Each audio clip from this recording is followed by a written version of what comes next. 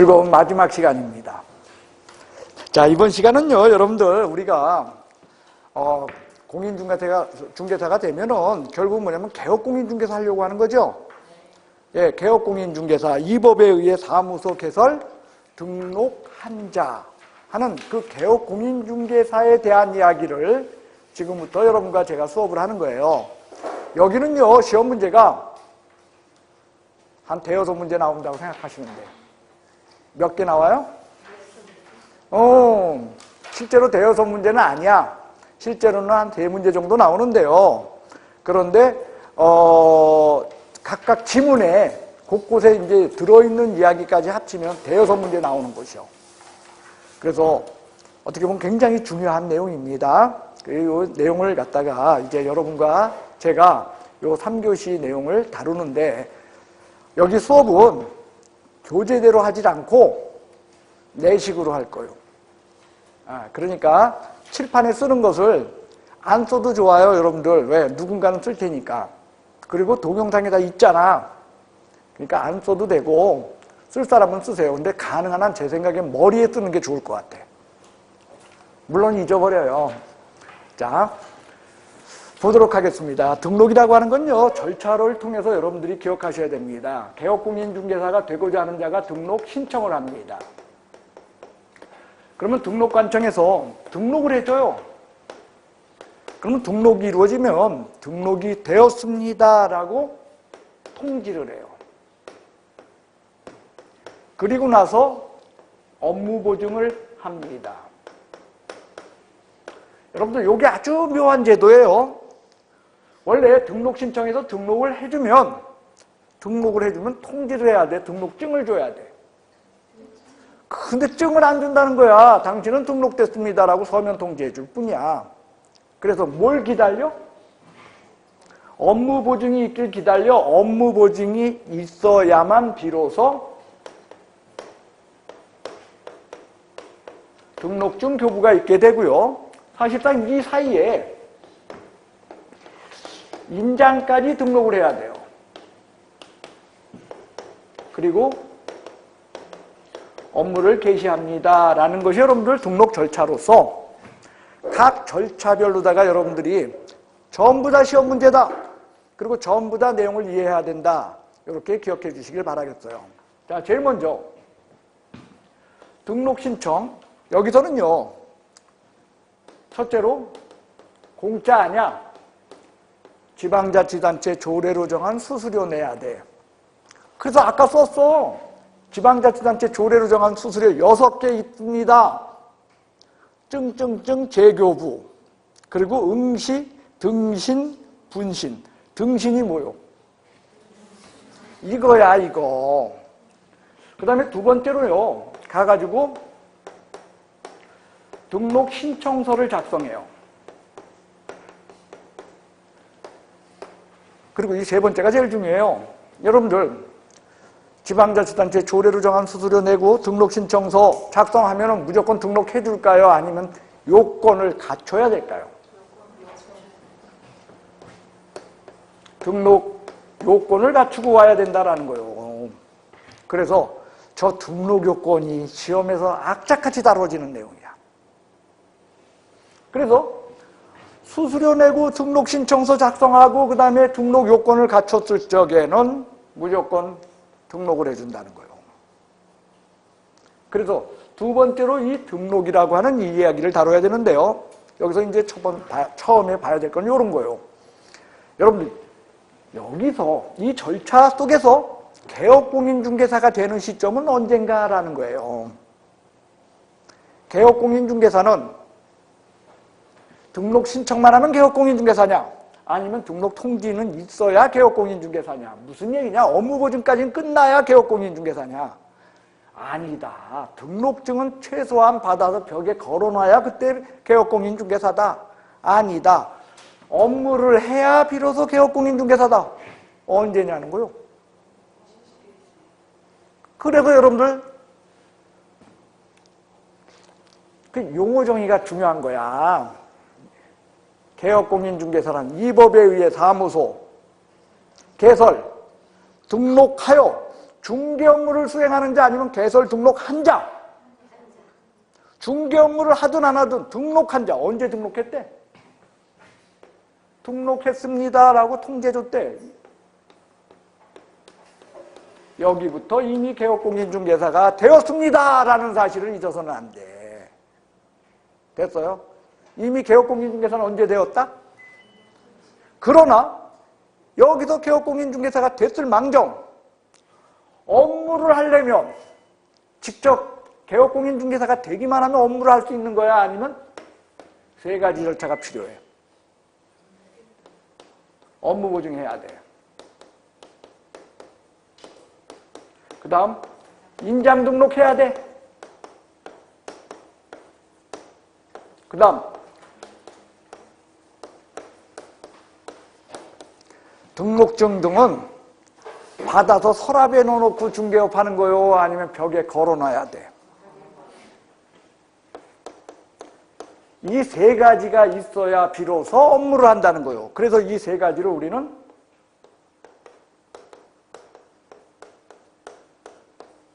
업무를 개시하기 위한 요건입니다 라고 이야기해요. 이게 여러분들을 계속 괴롭히는 이야기 중에 하나가 이거야. 예, 업무보증은 등록 신청 시에 갖춰야 될 등록 요건이요? 아니면은 등록 요건 아니고 업무를 하기 위한 업무 개시 요건이요? 잊지 말아주세요. 제가 잊지 말라고 해도 여러분들은 잊을 수밖에 없어. 그래도 안 잊어보려고 한번 애써주시오. 업무보증은 등록 요건이 아닙니다. 등록증 교부 요건이고 업무 개시 요건입니다. 그 다음 자, 등록 신청을 하면 등록을 해준다 그랬죠? 이 문제, 이 등록이란 이야기를 갖다가 우리가 한번 다뤄봅시다.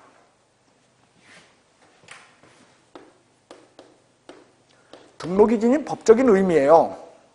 자, 등록이 지닌 법적인 의미는 첫째로 등록은 기속행위로서의 성격을 가져요. 이 기속행위로서의 성격을 갖는다라는 말은 다른 말로 해서 재량행위가 아닙니다 라는 뜻이에요. 등록은 무슨 행위? 저건 무슨 얘기냐면 이런 거요. 여러분들이 저기 원주시청 그 지적과 가가지고 등록 신청을 할 적에 공무원이 이 말을 못한다는 거야. 여러분들한테. 여러분들이 이걸 다 갖추고 왔어. 수수료, 등록 신청서 쓰고 그 다음에 등록 요건에 절대 하자가 없었어. 그럴 때 공무원이 우리 원주시에 지금 개업공인중개사가 너무 많소. 그래서 위에서 지침이 내려왔어요. 개업공인중개사 그 어떤 그 수급 인력 이거 조절을 위해서 등록 받아주지 말라고. 이런 말 할 수 있다 못한다? 절대 못한다는 거요. 저 세 가지를 갖췄으면 무조건 뭐 해줘야 돼? 등록해줘야 돼. 공무원의 재량권이 없다는 거요. 그게 기속행위야. 이 재량행위의 가장 대표적인 게 뭐냐면 허가야. 허가는 공무원이 이 핑계 저 핑계 대고 안 해줄 수 있는 거야. 근데 등록은 그렇게 안 돼. 무조건 해줘야 돼. 자, 예를 들어서 지적과 공무원이 앉아서 업무를 보고 있는데 어떤 사람이 서류를 갖고 와가지고 나 등록시켜 주시오 했어. 딱 보니까 나 문제 없는데 딱 쳐다보니까 내가 세상에 있는 모든 사람을 용서해도 내가 얘만큼은 용서 못할 애야. 고등학교 때 자기 왕따 맞던 애야. 등록 안 시켜줄 수 있다. 시켜줘야 된다. 그게 기속행위라는 거예요. 이때 공무원이 지닌 유일한 무기가 뭘까요? 걔 얄밉잖아. 질질 끄는 거잖아. 그죠? 그럴까 봐 법에 써 있어요.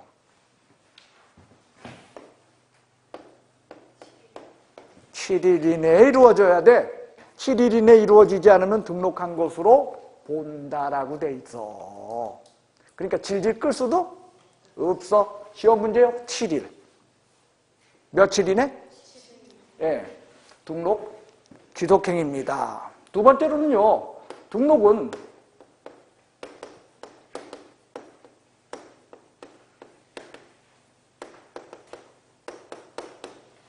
적법 요건이지 효력 요건은 아니다라는 게 등록이 지닌 내용이에요. 자, 저게 무슨 얘기냐? 무등록자가 중개행위를 했어요. 등록이 있었어, 없었어? 여러분들 그 시중에 무등록자 사무소 많아, 적어. 꽤 돼. 꽤 돼요, 무등록자 사무소. 그럼 거기에서 여러분들 집을 중개를 해줬어. 그럼 여러분들 거래계약 무효야? 그렇습니다. 효력에는 영향이 없다는 거야. 다만 무등록자의 중개행위는 적법하다, 적법하지 못하다. 적법하지 못해서 3학년 위반, 3년 이하의 징역, 2천만 원 이하 벌금형에 해당합니다. 라는 거요. 그게 등록은 효력 요건이 아니라 뭐다? 적법 요건입니다. 라는 요 말이 지닌 내용이에요. 무등록자 행위는 뭐다? 무등록자 행위는 무효다 아니면 적법하지 못하다. 무효가 아니야. 적법하지 못합니다. 그래서 몇 학년 몇 반? 그거요. 자, 세 번째로 등록이 지닌 세 번째 내용은요. 등록이라고 하는 건 영속성을 갖고 있어요. 등록은 어떤 성격이 있다고요? 영속성이 있어서 한 번 등록하면 계속 가는 거예요. 언제까지? 그게 시험 문제야.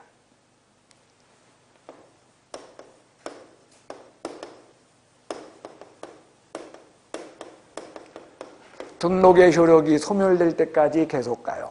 언제까지요? 예. 그러면 등록의 효력 소멸 사유는 뭐냐?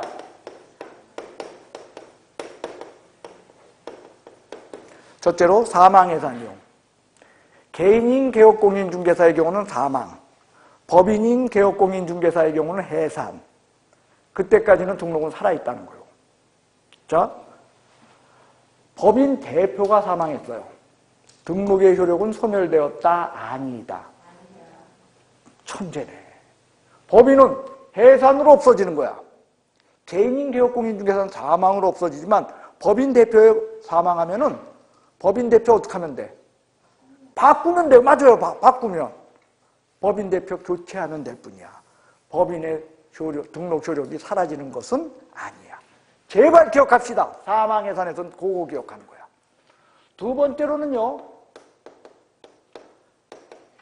폐업해야 등록이 없어지는 거야. 폐업하기 전까지는 등록의 효력은 살아있다는 거예요. 이때 폐업은요. 신고함으로써 폐업의 효력이 생겨. 신고하지 않으면 폐업이 아니야. 그러니까 나 중개업 안 할래. 나 지긋지긋해. 하고 사무소 문 닫아 걸었어. 폐업이다 아니다. 휴업에 불과해요. 등록관청 가서 뭐 해야만? 신고해야 폐업입니다. 그래서 이런 거 아니면 등록은 없어지질 않아.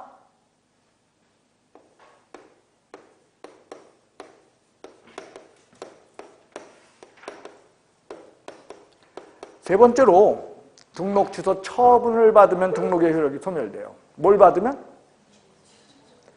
등록 취소 사유 발생 아니면 등록 취소 처분.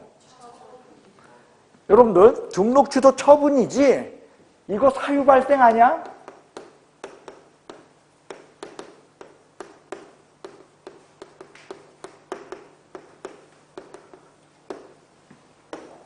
이게 영속성과 연결되는 내용입니다. 자, 여러분들 이게 무슨 얘기냐? 아까 자격 취소된다 그런 얘기했죠. 자격이 취소되면 등록이 취소돼요. 자격 취소되면 어떻다고요? 그러면 자격 취소되면 등록의 효력은 소멸된다. OX. 왜? 자격 취소는 등록 취소 사유 발생에 불과해. 결격 사유가 있게 되면 개업공인중개사 등록은 취소돼요. 그러면 결격 사유가 있게 되면 등록의 효력은 소멸되었다. OX. 왜? 그건 사유 발생에 불과해. 여러분들 이거 뭐냐면 등록 취소 처분이라는 건 시에서 당신은 등록이 취소되었습니다라고 쪽지를 받는 거야. 그때 등록이 취소되는 거지 그 전까지는 등록 취소된 거 아니라는 거예요. 자, 예를 들어 봅시다. 제가 어저께 음주운전했어. 나 면허 취소되었다? 아니다. 왜? 안 걸렸으니까. 안 걸렸으니까 단순하게 뭐에 불과해? 사유 발생에 불과해. 걸렸어. 음주운전하다 걸렸어? 나 면허 취소되었다. 아니다. 아니야. 거기 차 놓고 가라 그래요. 그러면서 다음날 오라 그래. 다음날 가면 임시면허증 줘. 예, 내 면허증 뺏어놓고 임시면허증 60일 동안 끌고 다니면서 업무 처리할 거 다 해놓으라는 거죠. 그래서 60일 지나면 그때 어떻게 돼? 면허 취소 처분이 떨어져. 그때 비로소 나는 어떻게 되는 거야? 그렇죠. 마찬가지라는 거요. 등록 취소 처분이 있기 전까지는 등록의 효력은 어떻다? 살아있는 거야. 근데 이게 알듯 하지만 여러분들 시험에서는 이걸 또 그렇게 틀리는 거야, 이게. 그래서 여러분들 중개사법은요, 100개 외우는 것보다 하나 알아놓는 게 더 좋아. 더 중요해요. 기억합시다. 요 세 가지로 등록의 효력은 소멸된다. 등록은 뭔 성격이 있기 때문에? 영속성이 있기 때문에 한번 해놓으면 이거 말고는 등록은 없어지는 일이 없어. 됐어요? 그게 등록이 지니고 있는 세 번째 의미요. 네 번째로 등록이 지닌 의미는요,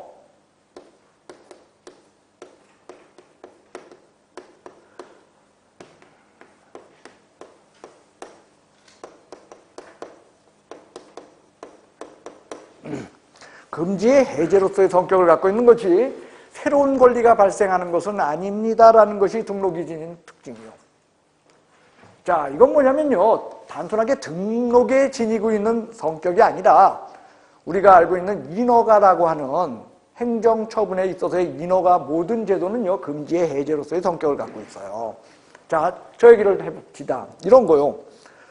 예전에 자동차 처음 만들었을 때, 자동차 처음 만든 사람은 운전면허증 있어서 몰았다, 아니면 그냥 몰았다. 비행기 처음 만든 사람은 항공면허증 있어, 아니면 그냥 몬 거야. 예전에 아주 더 옛날에 의사면허가 있어서 사람 고친 거야, 아니면 무당이나 아니면 침 잘 놓으면 그냥 했어. 의사면허 없어도 돼, 그죠? 여러분들 우리 지난 시간에 한 거 전문적 부동산 최초의 중개를 한 사람이 누구라고? 부동산 전문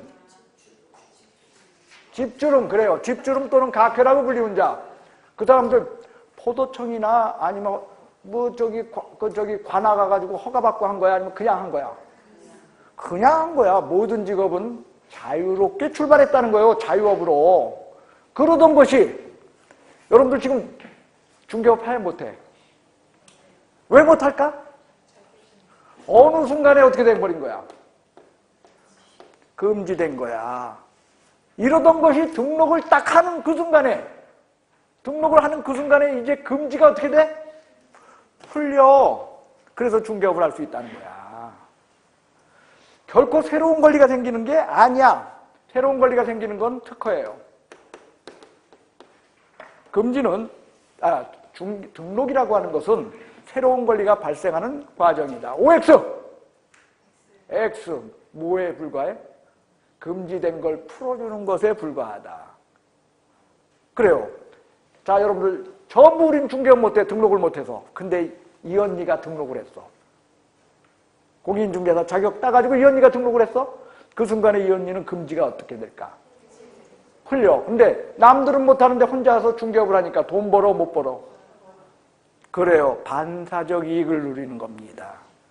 금지 해제로 말미암아 남들은 못 금지됐는데 나는 하니까 반사적 이익을 누리는 것이지 결코 새로운 권리가 발생하는 것은 아닙니다라는 것이 등록이 지닌 내용이에요. 이게 하나의 또 시험 문제를 구성해. 승질나게. 그 다음 등록은 그럼 어디다 하는가? 등록관청 가서 해요. 등록 어디다 해요?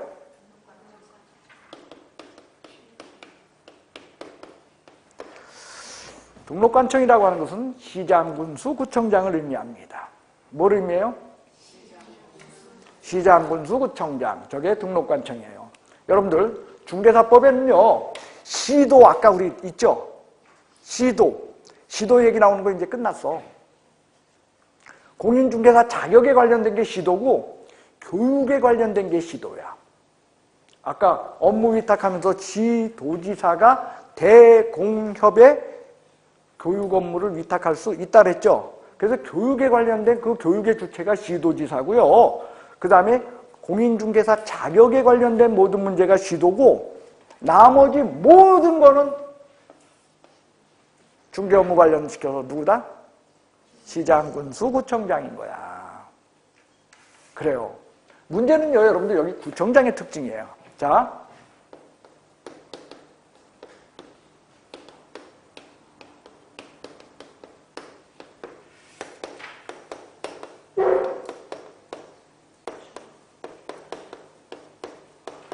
자, 이렇게 보시면은요, 여러분들, 인천시 연수구, 부천시 원미구, 이렇게 놓고 보면은,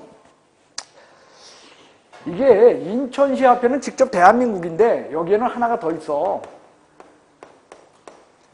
경기도. 그 얘기는 뭐냐면, 레벨이 이렇게 같아요. 그래서 우리는 요걸 갖고, 광역지방자치단체, 요걸 갖고, 기초지방자치단체라고 해요. 그러면 같은 구래도 원미구하고 연수구는 차이가 나요. 연수구는 구의회를 뽑아요. 그리고 구청장이 선거해서 된 사람이야. 근데 원미구는 우리나라는 이거 두 개밖에 안 뽑기 때문에 원미구는 뭐냐면 행정공무원이 구청장이야. 그러니까 일반 공무원들이 있죠? 거기가, 그리고 여기는 구의회가 없어. 구의회에 있다 없다. 한마디로 구의원이 없어요. 그러니까 경기도 도의원하고 부천시 시의원. 여러분들 원주시도 마찬가지 아니야. 원주시도 저기 강원도 도의원하고 원주시 시의원 이거 말고 또 있어? 우리는 이렇게 지방자치단체는 두 개라는 거예요. 그러니까 인천시 연수구에서 중개업을 하려고 할 때 등록관청이 연수구청인 건 알겠는데 경기도 부천시 원미구에서 중개업 하려고 할 적에는 부천시청 찾아가는 거야? 아니면 원미구청 찾아가는 거야? 라는 문제가 생겨. 어디로 간다? 그게 시험 문제예요. 이런 걸 갖고 비자치구 또는 행정구라 그래요.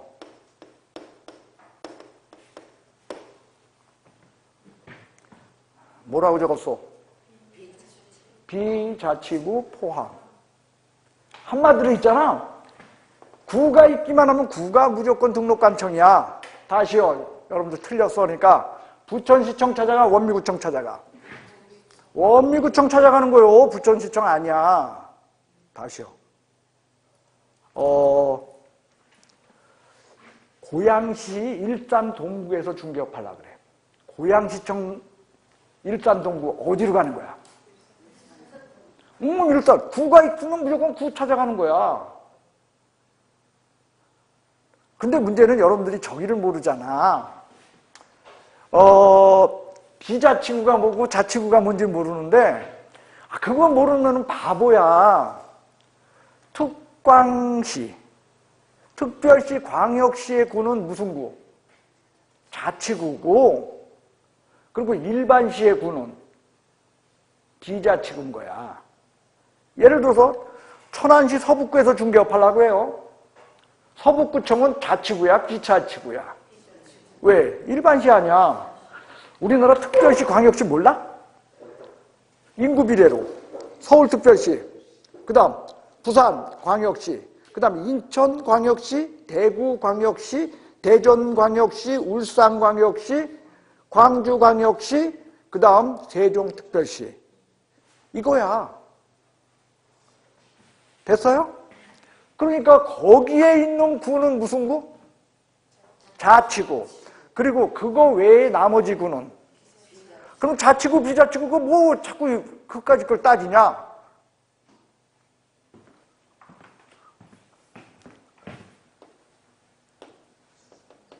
요거 때문이야. 등록 신청을 할 적에는 지방자치단체 조례로 정한 수수료 납부한다며. 그러면은 자 여기 봅시다. 인천시 연수구에서 중개업하려면 어디로 가? 연수구청. 그래서 어디 조례로 정한 수수료를 내야 돼? 연수구 조례로 정한 수수료를 내야 돼. 근데 경기도 부천시 원미구에서 중개업하려면 어디로 가? 원미구청. 정답이야. 근데 어디 조례로 정한 수수료 내? 천재네. 왜? 원미구청은 조례가 있어 없어? 구의회가 없는데 어떻게 조례가 있어? 그러니까 어디 조례? 그렇습니다. 자, 수원시 팔다구에서 중개업하려고 그래. 수원시청가 팔다구청가. 어디 조례로 정한? 정답입니다. 전주시 덕진구에서 중개업하려고 그래. 어디로 가? 덕진구청. 어디 조례로 정한 수수료? 전주시 조례로 정한 수수료. 대전시 유성구에서 중개업하려고 그래. 어디로 가? 어디 조례로 정한 수수료? 유성구. 왜? 대전시는 무슨 시니까? 대전시는 광역시니까 자치구. 이해가 가십니까? 그게 여러분들 여기 등록관청으로서의 요 이야기로 시험에 요게 나오는 거야. 구하면 비자치구 포함. 공법에서는요 비자치구 포함되는 경우도 있고 포함되지 않는 경우도 있고 더러워요 공법은. 근데 중개사법은 무조건 구가 있기만 하면 구가 뭐다? 등록관청. 됐습니까? 저기 특히 뭐 창원시인가 보면은 지금 시가 3개 합쳐졌잖아. 창원시는 뭐 김해시, 창원시 뭐 해가지고서 3개 합쳐졌죠. 김해가 아니고 진해. 그죠? 3개. 그래가지고서 뭐 구도 아우 되게 헷갈려 막 그런 거. 근데 따질 필요 없어. 구가 있으면 구가 뭐다? 무조건 등록관청입니다. 잊지 마십시다. 그것이 여러분들 등록이라고 하는 저 문제가 지닌 내용이 되겠습니다. 됐죠? 그 다음 이제는요 자, 요 문제를 논하는 거예요. 첫째로 등록 신청할 땐 공짜 아니면 지방자치단체 조례로 정한 수수료. 그러면 지방자치단체 조례로 정한 수수료를 수업했어요? 안 했어요? 했는데 기억해요? 잊어버렸어? 해볼까요? 자, 일단 자격증, 등록증, 신고필증, 교부 시에 지방자치단체 조례로 정한 수수료 낸다 안 낸다? 왜? 교부 2글자, 공짜 2글자. 그래. 이걸 재교부 받을 때 지방자치단체 조례로 정한 수수료를 납부합니다. 첫 번째로. 두 번째로는 자격을 따기 위한 첫 번째 응시. 등록증 받기 위한 첫 번째 등록 신청. 분사무소 신고필증 받기 위한 첫 번째 분사무소 설치 신고. 이때 지방자치단체 조례로 정한 수수료를 내서 그래요. 등록 신청 시에 지방자치단체 조례로 정한 수수료를 납부하고 그 다음에 두 번째로 가서 뭘 써? 등록 신청서를 작성한다는 거예요. 자, 등록 신청서에 대한 이야기를 나누겠습니다. 등록 신청서를 이렇게 놓고 보면은요, 등록 신청서의 두 번째 칸에는 종별이라는 게 있어요. 이 종별이라는 건 뭐냐면 개업공인중개사의 종류야. 그런데 그 개업공인중개사의 종류가 등록증에는 3개가 있는데 등록 신청서에는 개업공인중개사의 종류가 2개밖에 없어. 자, 쓸게요.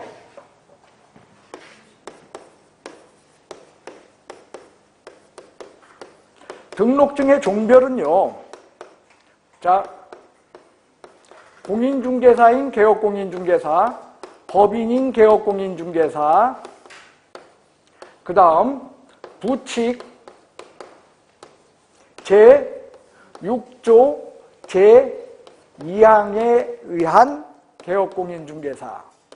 이렇게 종별이 3개가 있어요. 이게 뭐라고요? 세 번째 거? 부칙 제6조 제2항에 의한 개업공인중개사. 다른 말로 중개인. 수업하면서 우리가 중개인. 언제부터 중개업 하던 분들? 공인중개사 시험 보기 전부터 중개업 하던 분들. 그죠? 예. 일명 복덕방 아저씨들. 이렇게 세 종류가 있더라, 등록 중에는. 왜? 이분들도 뭐니까? 개업공인중개사니까. 근데 등록 신청서에는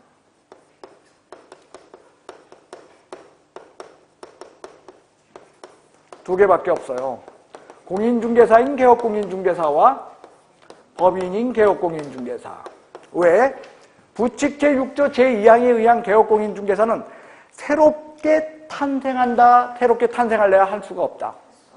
새롭게 탄생할 수 없어.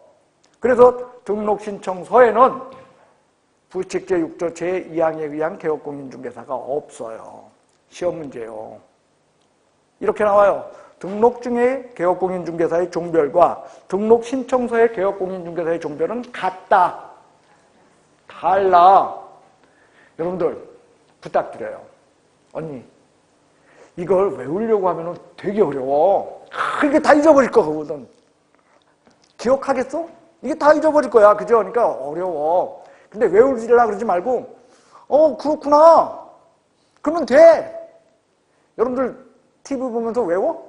드라마 보면서 외우냐고. 그냥 그렇구나 하면서 보잖아. 눈물도 찔끔찔끔 흘리면서. 그냥 보면 돼.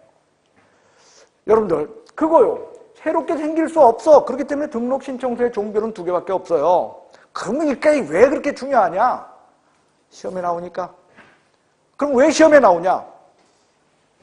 종별에 따라서 어떤 종류로 등록하냐에 따라서 등록 요건이 달라지기 때문이에요. 그래서 등록 요건은 개인으로 등록할 때의 등록 요건과 법인으로 등록할 때의 등록 요건이 다르다는 거예요. 개인으로 등록할 때의 등록 요건은 공인중개사가 실무교육을 받고 사무소를 확보하면 돼요. 이게 개인으로 등록할 때의 등록 요건이에요. 이 중에서 제일 어려운 게 뭐예요? 몇 번? 1번. 그죠? 저거 따기가 그렇게 어려운 거 아니야.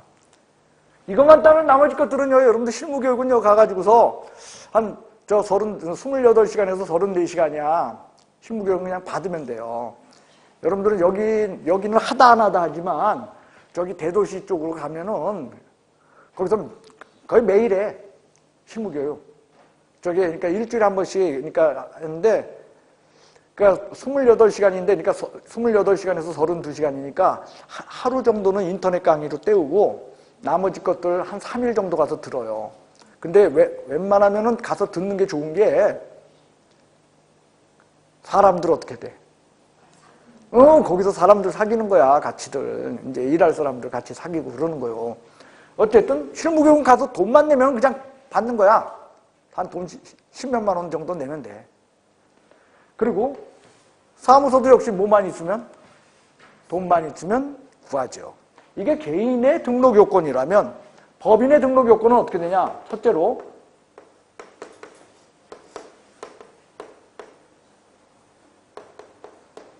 자본금 5천만 원 이상의 상법 또는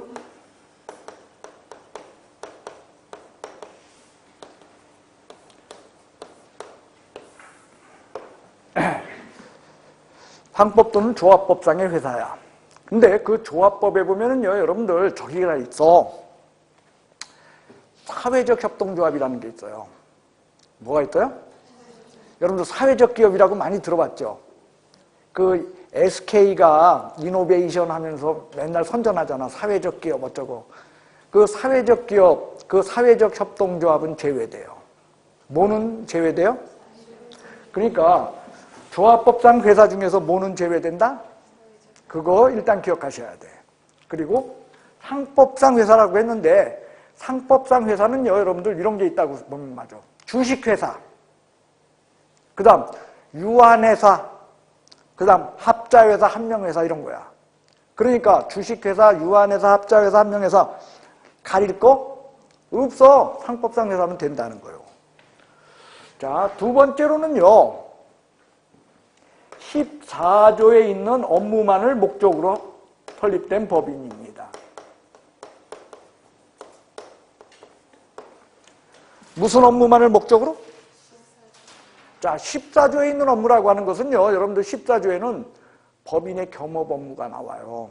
관상재분소라 그래가지고 5가지 가능한 업무, 법인이 겸업이 가능한 업무가 있어요. 그거는요, 법인만 얘기야. 그 얘기는 개업공인중개사의 경우 개인인 개업공인중개사들 있죠? 그 사람들은 겸업 제한 없어. 인테리어 사업 해도 돼, 안 돼? 돼. 옆에다 쌀가게 차려놔도 돼. 개업공인중개사들은 그런 제한이 없는데 개인은, 법인은 14조에 있는 거 말고는 못해요. 법인만 얘기야. 그러니까 저거 말고 다른 업무를 하겠다라고 하면 등록 안 시켜준다는 얘기야.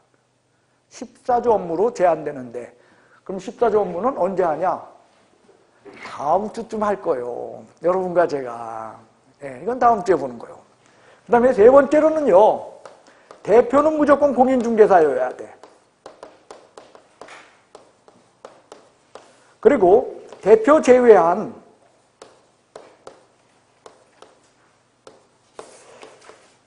임사원의 3분의 1 이상이 공인중개사여야 합니다.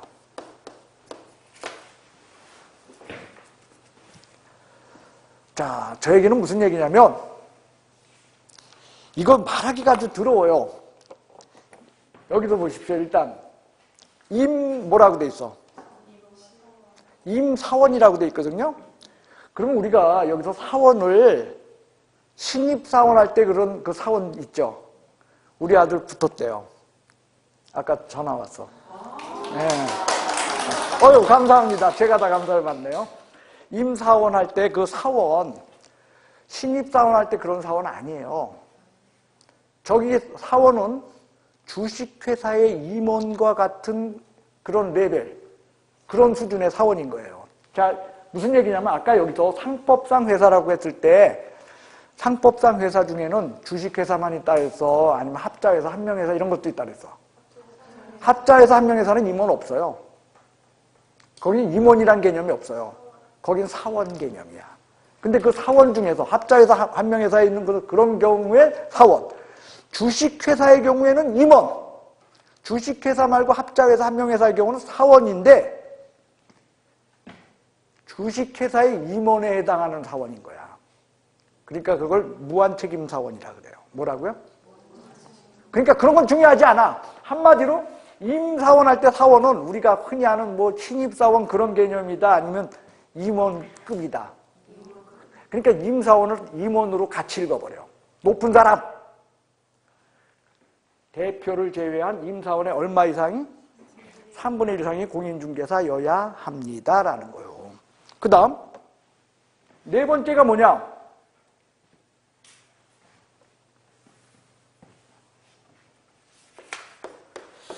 임사원 전원의 실무교육이요.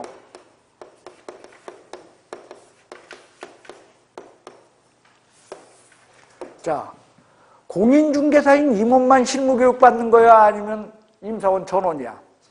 그러니까 여기는 대표를 포함한 거야? 대표 빼고야? 예, 대표도 바로 임사원이야. 근데 여긴 대표를 포함한 전 임사원이 뭐 한다? 실무교육을 받아야 됩니다. 그리고 이 얘기는 이런 거 있죠. 사회이사라고 있죠. 사회이사. 사회이사도 임원이야. 사회이사를 뒀으면 사회이사도 뭐 받아야 된다는 거야? 실무교육 받아야 된다는 얘기야. 한마디로 임사원 전원의 실무교육이야.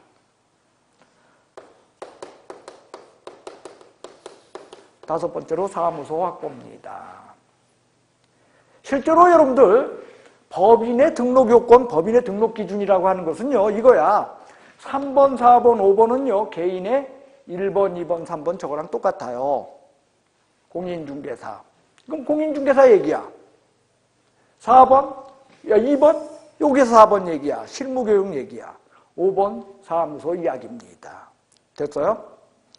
자, 이거는요, 적극적인 등록 요건이야. 등록 요건은 두 가지로 나눠요. 이 소극적 등록 요건이라고 하는 건 결격 사유예요.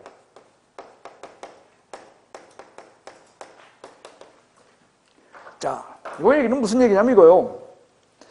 여러분들, 공인중개사이어야 등록하는 거예요? 아니어야 등록하는 거예요?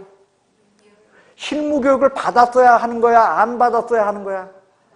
사무소가 있어야 되는 거야? 없어야 되는 거야? 근데 결격사유가 있어야 등록시켜주는 거야? 없어야 등록시켜주는 거야? 없어야 등록시켜준다는 거예요. 자, 아까 우리가 이런 이야기 했잖아요.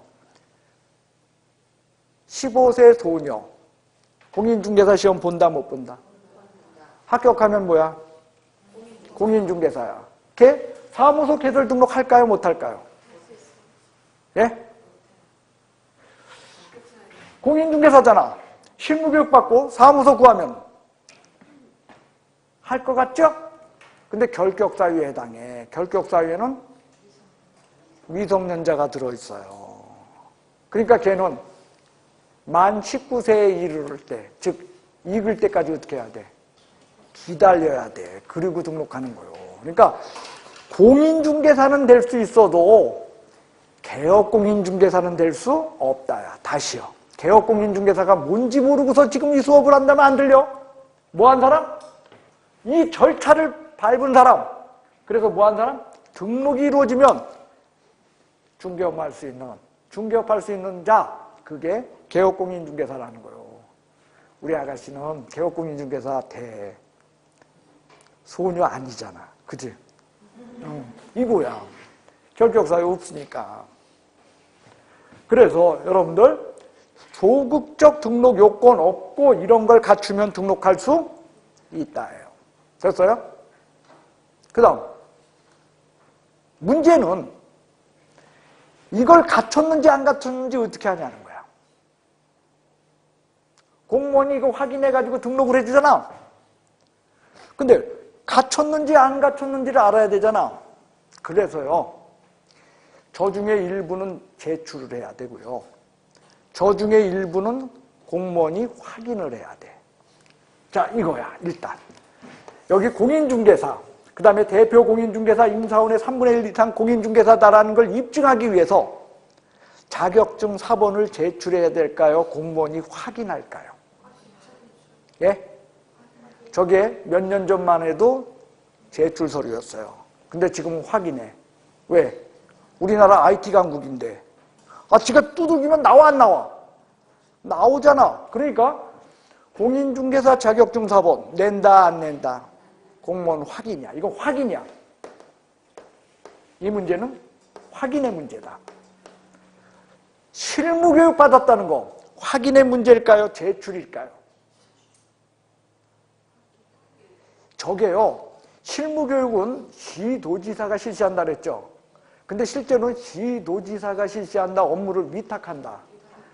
그래가지고 위탁기관이 협회에서도 하고요. 그리고 협회도 한 군데가 아니야. 3군데나 있어. 여러분들이 알고 있는 저 옆방 있죠? 저 옆방. 저기 실무교육기관으로 등록돼 있어. 그러니까 실무교육 저기서도 할 수 있다는 거예요. 그리고 대학에서들도 해, 지금. 대학의 17개 연합대학이 해서 실무교육 하고 있어요, 저거.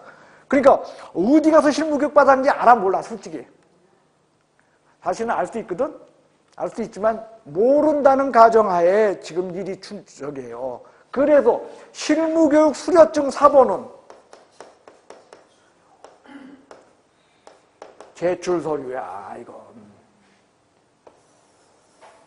자, 정리합시다. 공인중개사 자격증은 제출 서류와 공무원이 두들겨봐. 실무교육은 두들겨봐 아니면 제출해야 돼. 그거요. 그 다음 사무소에 관한 문제요. 사무소는요, 법에 이렇게 써 있어요. 건축물 대장에 기재된 사무소여야 한다야. 뭐에 기재된? 그러니까 건축물 대장 없는 사무소, 한마디로 있죠. 저기 있잖아, 그 컨테이너 박스 갖다 놓고선 중개업 하겠대. 등록시켜준다, 안 시켜준다? 안 시켜줘. 가설 건축물 대장 포함한 거 아니야. 시험에 꼭 나와. 건축물 대장하고 가설 건축물 대장 포함이라 그래. 포함 제외. 반드시 건축물 대장에 기재된 사무소여야 해. 뭐에 기재된? 건축물 대장에 기재된 사무소여야 한다는 게 중개사법 얘기인데, 다만 이거야. 신축 건물이야. 준공검사는 떨어졌는데 아직 건축물 대장 안 나왔어. 아직 건축물 대장 없어? 신축 건물인데? 중개사무소 쓴다 못 쓴다? 그건 가능해. 단 그때는 사유서를, 건축물 대장 기재가 늦어지는 사유서를 제출하면 돼요. 그때. 그래서 건축물 대장에 기재된 사무소야. 다시요. 미등기 건물 중개사무소로 쓸 수 있다 못 쓴다?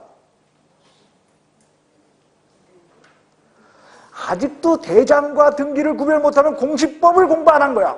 아직 공부 안 됐죠. 대장과 등기는 같은 거야 다른 거야? 대장은 뭐? 사실관계.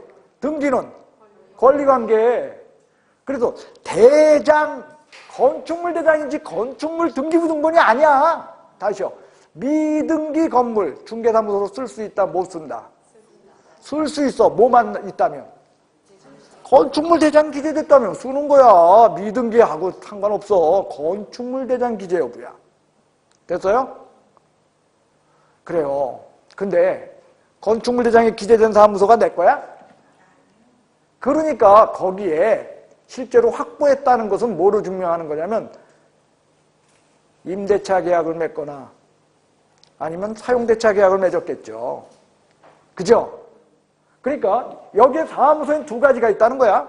하나는 건축물 대장에 기재돼야 돼. 두 번째는 그 건축물 대장에 기재된 사무소를 내가 확보해야 돼. 그 확보했다는 건 뭐로 입증한다? 임대차, 사용대차. 그 다음에 건축물 대장이라는 건 중에 기재됐다는 건 뭐로? 건축물 대장으로. 그거죠? 그러면 건축물 대장은 제출 서류일까요? 공무원의 확인 서류일까요? 예? 아, 공무원 지적과 공무원한테 가는 거야, 이거. 건축물 대장 지가 끼는 거야. 그러니까 제출 확인. 당연히 건축물 대장은 확인 서류야. 공무원 제출 서류 아니라는 거예요. 됐어요? 근데 그 건축물 대장 기재된 사무소를 내가 확보했다. 즉 임대차 계약서 4번이나 사용대차 계약서 4번은 제출 서류야. 확보를 증명하는 서류는 제출 서류라는 거예요. 됐어요? 예? 뭐요? 사무소가 제출하는 것도 확인도 그렇죠. 제출은 뭐? 임대차 계약서 4번. 확보 증명 서류. 건축물 대장은 확인. 그렇죠. 정리합시다.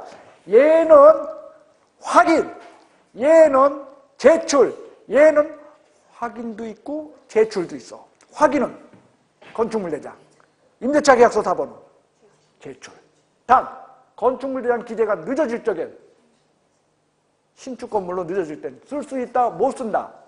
쓰는데 사유서 제출해야 돼. 그리고 더 문제가 있어요. 임대차 계약을 맺었는데 사무소 내가 일할 거거든? 근데 신랑이 떡하니 임차인에다 자기 이름 써놨네? 사무실은 누가 일할 거야? 내가 이랬거든. 임차인은 신랑으로 돼 있어. 그러면 임대차 계약서 4번 내봤자 입증이 돼 안 돼? 그때 뭐 필요할까요? 그렇지. 사용 승낙서. 누구로부터 해? 그렇지. 사용할 권한이 있는 자로부터의 사용 승낙서. 그게 민법에서 말하는 그런 거죠. 간접점유, 직접점유의 문제. 임차인은 간접점유자고 나는 뭐다? 점유 매개관계에 놓이는 자다라는 것을 입증하는 그거죠. 그런 것을 낸다는 거예요. 자, 어렵게 생각하지 마. 다시 한번 정리해 봅시다. 이거야. 공, 실, 사에서 공인중개사 자격증은 낸다 안 낸다? 그래요. 공무원이 두들겨봐. 실무교육 수료증은 4번 내야지. 정보는 갖고 있어야 되니까. 사무소의 문제는 건축물 대장은 그리고 확보 증명서류는 그거야. 법에는 중개사법은 여기까지거든. 근데 다른 법에 의해서 사무소의 문제가 또 제한이 돼요. 다른 법에 의해서 제한되는 건 이런 거요. 용도가 맞아야 돼. 자, 여러분들 아파트 개조해서 놀이방으로 쓸 수 있나요? 못 쓰나요? 애들 놀이방 쓰죠? 근데 아파트 개조해서 노래방으로 쓸 수 있어? 왜? 인정 안 해주잖아. 자, 그럼 아파트 건축물 대장 있어 없어? 그러면 여러분들 아파트를 개조해서 공인중개사 사무소로 쓸 수 있을까요? 중개사법상에 하등의 문제가 없어. 왜? 중개사법에 뭐라고 돼 있어? 건축물 대장 기재 그리고 확보 증명서류면 되잖아. 그죠? 근데 다른 법과의 관계에서 용도적인 문제에 제한을 받는다는 거예요. 즉 이종 근린시설이나 업무시설이어야만 해. 이종이야 어쨌든. 그래요? 어쨌든 확인해 봅시다. 그건.